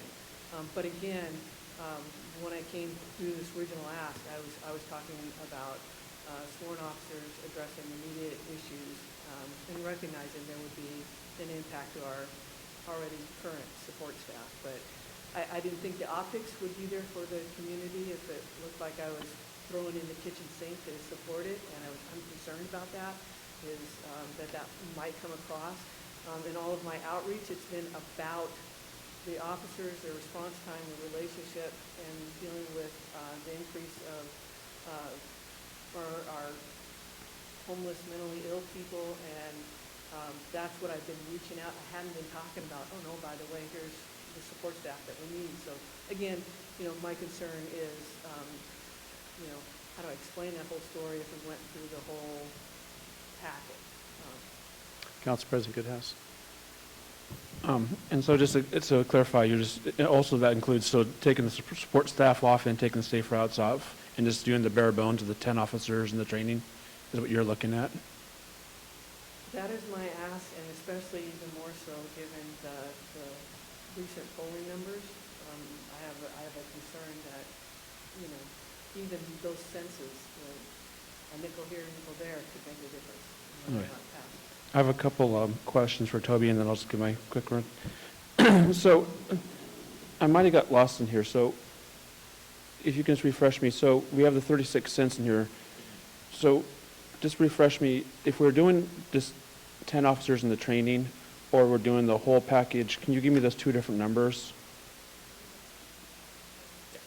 So I actually have that slide up on, there you go. Because I have 36. I just want to, so is the 36 cents with all that on there, or is that taking also into account but also taking into account this can take a while to hire the officers? Is that what it's got down to 36 cents? So the taking into account that we're going to take a while to hire the officers and using the savings there to pay for the one-times. That shaved a penny. So when we were at 46 cents, That brought us down to 45. We were able to shave another penny by doing a slightly more aggressive revenue forecast against our costs. So that brought 45 down to 44. Then we did the bottom-up costing approach, where, as Mayor Snyder was saying, we didn't buy the proportionate across the board overhead as well. So we looked at what we felt would be needed for 10 additional officers from both the departmental and from a citywide approach. If we want to keep, again, what you're hearing is there, and this is where the policy part comes in. Do we leave these 10 officers and the existing 69 officers with a lower level of support, but potentially a higher chance to have passage of the levy, or do we support them at a level that is similar to existing support, and which costs more, and potentially could equate to a lower chance of levy passage? And that's from a finance standpoint, I'm not recommending one or the other. You want to make sure you have all the information so you can make that an informed decision. So it isn't, the first approach where we went top down, you have 69 officers, you're adding 10, you're adding basically 7. Well, we're not hiring another 7th of a chief. We're not hiring another 7th of lieutenants and sergeants. We're just looking at what specifically would be the support needs. And that's the majority of the additional 8 cents came from lowering the support costs. I'm thinking for the future. So if we're taking into account that it's going to take a while to hire the officers and so forth, so in 5 years if we were to go out for a renewal, how much would that change be in there? So I guess that's what I'm trying to look at, is that I also want to make something similar to what the chief is saying, make something that's conservative, gets the job done, but also I don't want to factor in a lot of things where maybe it's 36, or I don't know what the number is actually when we take off and just only go down to the 10 and the training, but I don't want to see that here we are, and just to keep the same thing we want, in 5 years it's going to be up another 10 cents. No, So do you have an idea of what the jump would be? There would be no jump. 36 cents would provide. They assumed a 10-year. For 10 years. Okay, 10-year okay. time So horizon. we're assuming we don't want to go in 5 years and ask for an increase. We would just want a renewal. So that is a base assumption that's built in and baked into these numbers. So we want to make sure we had a levy rate that could support these 4 services for 10 years. Okay. And then let's wrap it up. My recommendation would be go forward with this, the 10 officers, the training. Let's go with that model. And I've already started working on ballot titles for polling and stuff like that. So I say we go out for polling. Council President Goodhouse, I'm going to kind of ask everybody this as you're going around. So you just made a statement that you support the 10 officers and de-escalation training. If you're looking at this sort of matrix, what are you talking about, doing that with the full support and data-informed policing support and departmental support, or are you suggesting that it only be the direct costs? What is it that you're... Just only the direct costs, only the direct costs of the 10 officers, the training, and then take off the support and the safe routes. Because I've really, and I've said before. So you're essentially proposing about 22 cents? Yes. Okay. And I think that, and I've said this before, I think the safe routes, even though it's a small number, is just a whole separate confusing part. Plus the legality of coming out for renewal, we have to always tie the police officers to public works projects, and I think we just need to still focus on officers. Councilor Lube. In my daily job, one of the things that I do with the owner that I work with is I have this lovely Excel spreadsheet that talks about the true cost of an employee, because we also set rates that we charge out to our clients. And we include everything, right? It's not just the salary, it's all of the benefits and all of the things. And we actually include the overhead costs. which include some of our administrative people or our support staff. The true cost of the employee is all of those things in order for that employee to be functional at their job and to not create additional stresses on the organization.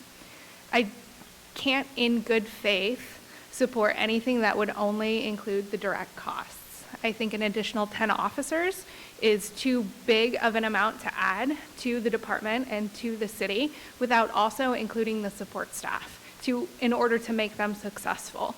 I know all of you are stretched so thin already. I can't imagine the additional burden of trying to manage those officers and keep everything running with even less support staff per officer. For me, it feels like it's setting the department up for future failure to just not be able to handle it. And so for me, I can't support anything that would not also include the citywide support, the data informed, which is something that as a council we have been asking for. We need to fund that for you. I would include the homeless outreach and the de-escalation training. And as much as it hurts my heart, because I love the idea of adding it and continuing to slowly chip away at everything, I think it's too important to keep this safety focused and not include the safe routes to school. So mine would be 33 cents. Okay, I was thinking I was tracking that. Okay, perfect. Councilor Anderson? Well, good job, Toby. 36 is a lot better than 46, right? I would support the direct costs and the support, as well as Councilor Lube, and the safe routes to school. I think we've talked about that enough to not have that. It also creates some problems for the renewal. So I am for the 33 cents. 33, okay. Yeah. Councilor Newton? Okay, Mr. LaFrance, I'm going to drive you a little crazy. So I'm a little confused. So I'm supporting what Councilor Lube and Councilor Anderson suggest. But just so I'm clear, if we're down to 33 cents, long term, is there a concern about, are we shaving the support to this department so that we may be creating some problems long term? I mean, how comfortable, Chief, do you feel about the level of support? I mean, if we added 3 more cents, I'm not going to try to drive you crazy, but what I'm feeling like is we could do better support-wise, long term, if we fully funded the support, or maybe I'm missing something. Am I? The chief just recommended that we. No support. She feels like Right. Were you at the same? Were you at the same? I'm thinking I 10. just gutted the house. So I'm thinking 10 years, Yeah. you know, so I'm concerned. No, it's a great question, I'm Councilor. concerned. it is. 3 more cents? It's a good I mean, question. I don't know, but I'm concerned. 10 years is a long time I used to work here. To sustain you know, that. So to sustain, running on just bare minimums is, I think that's challenging. So, I mean, I would be supportive of everything. I think, as much as I would love to see safe routes to school funded, my communication in the community is it does sort of start to, people get a little confused, but I am concerned long-term about the support, and I don't know how much more we would add, but I would be willing to go a little higher to make sure we have a reasonable level of support over the 10 years. So that's my only concern. I think what you heard Toby do, and again, this included both commanders, Assistant Manager Shaw and Toby took a lot of days of going over this. So I think what you're getting from a support staff is an accurate reflection of what we believe the needs will be, being, still somewhat conservative, but I'd rather roll it out and assess it as we go along with the impact of records and property evidence. Again, when we talk about, we have a different plan for increasing traffic with the photo enforcement. So again, you're always going to have needs, and whether it becomes, like I said, we're down a lieutenant, then we go stretch. I'm not trying to solve all of our issues and staffing issues with a levy. And I think this will put us on the right track and accomplish the goals that we have as a city to bring it safe, to address the growth and the increasing calls and demands that we have. and the support that will go with it. I appreciate Councilor Lee. Again, I'm going so conservative and, just asking for a pair of socks instead of maybe wool socks. And so, I appreciate the support and understanding that it does take a kind of a village to bring us all together. So but I do believe what they assessed for support is appropriate. I am. Well, Councilor Newton, would you have more questions, or I'm going to force you to say a number?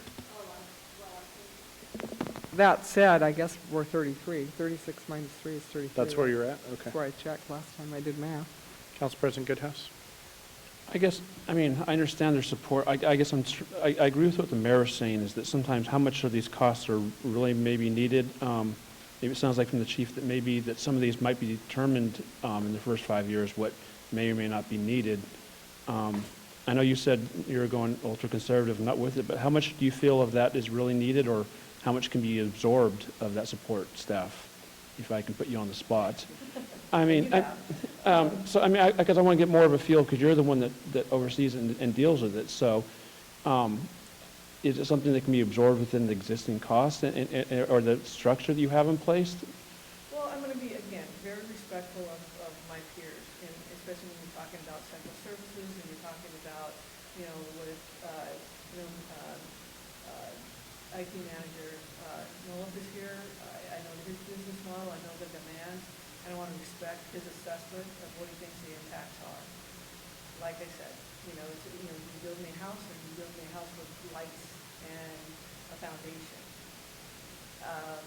And that's why I think this discussion is out there, because it goes beyond also what the community wants to see. Sometimes the backside they don't see is well, what's in it for me? I don't see the direct result. So I'm just mindful of that. But I certainly appreciate the fact that there is a lot that does go into, our sworn officers. And, we would bite the bullet, and if we just did the officers, and there would be impacts. And like I said, I couldn't promise you that in 2 years I wouldn't be coming saying, our support staff is running amok, and if there was no way to add it to the general fund, then we miss this opportunity. So what Toby has done is been giving me a detailed talk on what it would take to actually fully keep it at the level it is. My concern was, again, how do you share that out to the public, getting into those details, and was there concern that we were throwing in the kitchen sink to fund other things, that transparency and credibility we have. Those are my concerns. But again, their analysis is very in-depth and spot on. That's the concern of mine too, is that detailing that into the language is, a simple message of, 8.2 and training is one thing, with another part support staff, and it is kind of the juggling balance, like you said, Chief, is, it's something you guys can pull off right now, but what happens in a couple of years if it turns out to be you can't, or if there's a happy medium in there? This is best case scenario, getting all the numbers right in with that 33, but maybe there's a happy medium, or maybe that's renewal. I'm going to ask a practical question, ballot title discussion. Can we, I believe, let me take the chart that's up on the screen right now. I know that we can say direct costs. I think we could say departmental support, data-informed policing, and then the de-escalation training and all the officers associated with all that. And the staff, we could say that's police related. Can we say that about citywide support?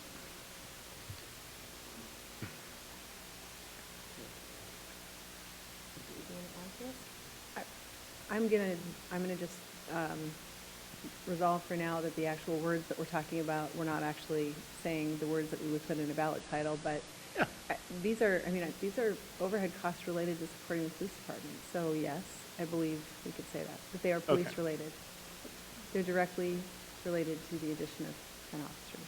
So all the title and the ballot language could be always police specific, and that's not to say any other.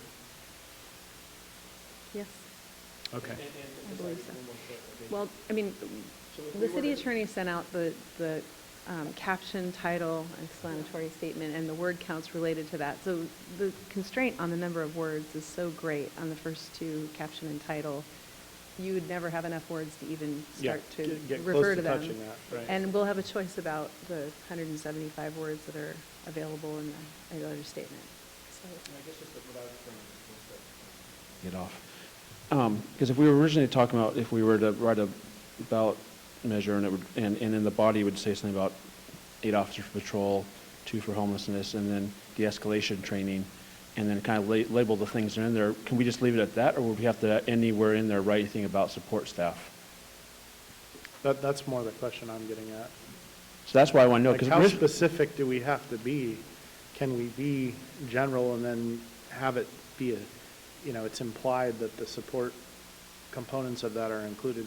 So I don't think you would need to list every single, 0.5 HR kind of thing, but I do think that you would, because it's supposed to explain what the money is buying, I do think that I would suggest in the explanatory statement or summary acknowledging that there are support services also included. So at least just be acknowledgement where you list those out and say this, and this includes support staff for these 10 additional officers or something, where it could at least be that brief, but you won't have to break it down to any more. Okay, that's more of a concern, that we don't have to muddy the waters. So I'm going to, and I don't usually spend my time or my mental time in sort of totally political land here, but I'm gonna, I think 29 cents might sound a lot better than anything that starts with a 3. And I'm curious to know if we were to eliminate the citywide support out of both patrol and homeless outreach, that's 3 cents. So that might get us from 33 to 30.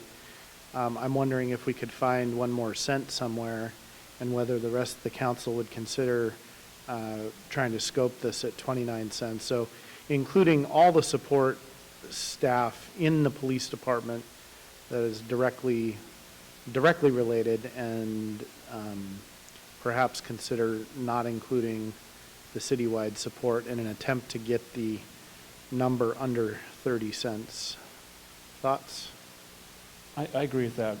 29 sounds, originally before we had this number and whittled down, I thought 39 sounds good, but when you get a cent under a number, 29 sounds a lot better. And I think that hits to what I was kind of saying. Is there a way we can find a happy medium between what staff recommended and what the chief suggested, and find something in the middle that at least provides some support, so we know we have a portion there? But I think that enough will be able to be absorbed under the current workload that I think 29 would be doable.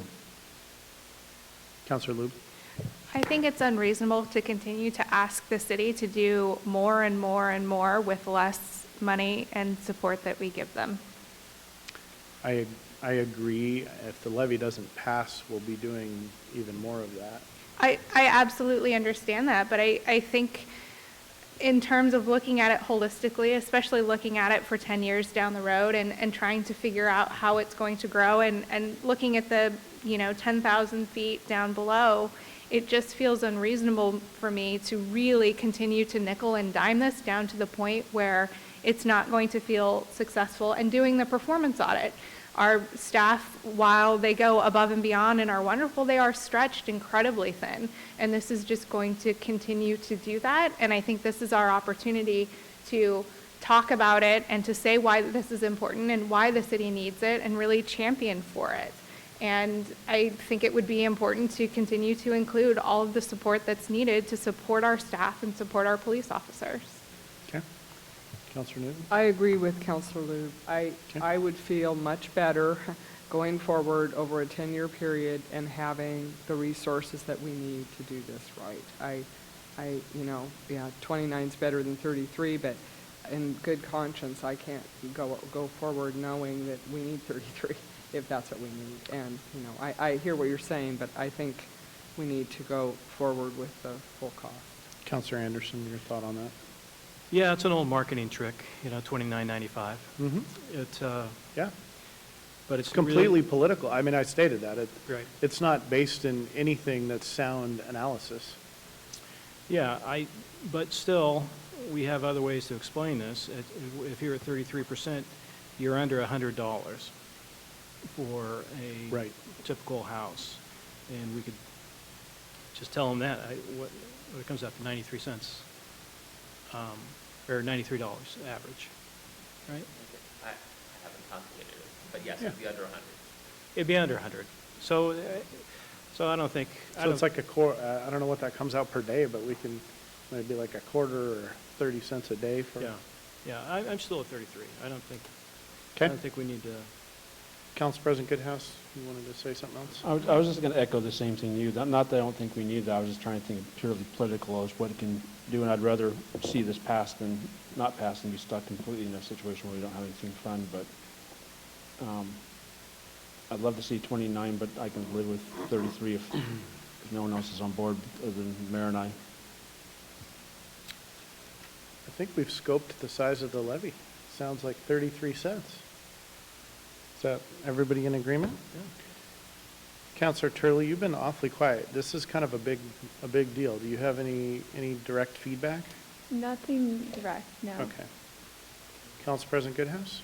I just do have one other separate question, though. Just, and I'm sure of how thorough this was done, but with increasing costs with PERS, healthcare, contract negotiations, were all that stuff factored in there? So, 3 years from now, if all those costs go up, is that factored into here, or is that something that would affect a renewal? Because I don't want to see that we have come through and that there's a huge increase in PERS contributions or healthcare expenses or contributions or retirement or cost of living goes up with wages. Any of those things, I want to see if that was in there as well. The quick answer is yes, with all the usual caveats that any forecast would need. If we have exceptional circumstances on the cost side or exceptional circumstances, another great recession on the revenue side, that would throw our forecast off. And we would have to adjust because the levy rate would be the levy rate. That said, we have a high level of confidence in the numbers that we've given you, being that we could at 33 cents do the fully supported costs for control of homeless outreach and the de-escalations training. Okay. I just want to make sure we had a buffer in there, but I guess maybe if we go to 33 and something does really drastically happen, we could cut back maybe on support or find some ways to cut back. Exactly. I do think we should do some polling to test the sensitivity, and I think the question should probably, or the questions around sensitivity analysis for the financial aspects should not just be around 33. They should probably be, we should probably be testing what happens to support every, I don't know, 3 to 5 cents lower, couple brackets maybe. Just to test whether there's, a lot more support as it gets lower. I don't know that there will be, but I think we need to know that. Back to the politics of this. When do we plan on doing the next poll? My hope was to get back together with DHM to craft the second survey so that before the winter holidays happen, we could fielded the second survey. So my hope would be first 2 weeks of December, which is really soon. So the reason we were wanting to have this conversation with you also soon is that if there's anything about the package, the services, the rate, that we got your guidance about what to include. So we've gotten a lot of that tonight. The other comment I would make about the survey is I really kind of thought through that and what we discussed last week. I think we should try to have a survey that's a lot shorter. Right. I think that if I were taking that survey, and I know one of the city councilors did, that number of questions by phone, I think would just be overwhelming. But We heard Mr. Horvick from DHM last week say that with our 3 surveys that we did in 2018 and this one, which extensively tested messages, we've got a lot of information, probably all that we need on messaging and which ones are successful for support and opposition. So I think it's possible to achieve a much shorter survey if we're not testing a bunch more messages. And council's continued to give guidance about refining the levy package, so that's, I mean, as long as we're refining this down to a proposal, that makes it easier and probably a shorter survey to test. Council President Goodhouse? And I don't know if we could add or not, but it'd be nice to know too if they've had, the person taking the survey has had any interaction with any of the outreach that's been done. It'd be nice to see how that's different as opposed to someone like that hasn't even had any, that, or maybe someone that's gone to the police open house or a conversation with the cop. It'd be nice to see those numbers and how those come out. Maybe you could see the percentages difference in that aspect. And like I said, and I'll get maybe with the city attorney or talk with the council member, and I have some about titles I've been kind of working up for some languages, so. Mr. Mayor? Yes? I mentioned that I had a coffee last week, and I found it fascinating when I was talking with people about the levy, and it clicked for them that this was dedicated funding. They got mixed up property tax, because this is additional, but when they realized it was going to be dedicated, they sort of shifted and thought, oh, okay. So I wanted to pass that on, that when they heard that, oh, this is dedicated for police, we get to vote on it again. So I thought that was interesting. I hadn't that really should probably be tested in the heard that, survey. you know. So they also asked me what the officers wanted. That was important to them. It's only 12 people, but they asked what the officers wanted. I think for them, the whole dedicated funding, when you talked about ongoing communication, if we make a commitment, we wouldn't want to do this if we can't, that we would have ongoing information going out about what the levy was going for. That kind of goes to the transparency. That might be important. And then there was one, oh, they were very supportive of the de-escalation training, the group that I attended. So I just wanted to pass those things on because I hadn't had time to get the notes to Kathy or Marty, so anyway. So Marty, can we test the wording on the dedicated funding? Okay. Have we provided enough direction, more than you were looking for, probably? So you've got what you need? We have what we need. Okay. Say, I don't know if it's been said or not. I say stick with the May 2020. I don't know if that was asked or we needed to say that, but. Well, I think we said that pretty clearly last week. Yeah, it was asked again right now, so I thought I'd just at least clarify that part, that I'm 100% for May 2020. Is there any counselor that feels differently than that? Well, at this point, I'm moving forward. Okay. This is my thing. May 2020, it's Liz's thing. At this point, we'll see how the polling goes. Okay. Thank you, Mayor and Council. Thank you. Thank you. Thank you very much. That was a lot of work. Well done. Thank you for putting all that detail together. And Chief, you got 2 badges on. I've never seen that before. That's kind of cool. You got your side badge on. It's You passed. You withdrew it.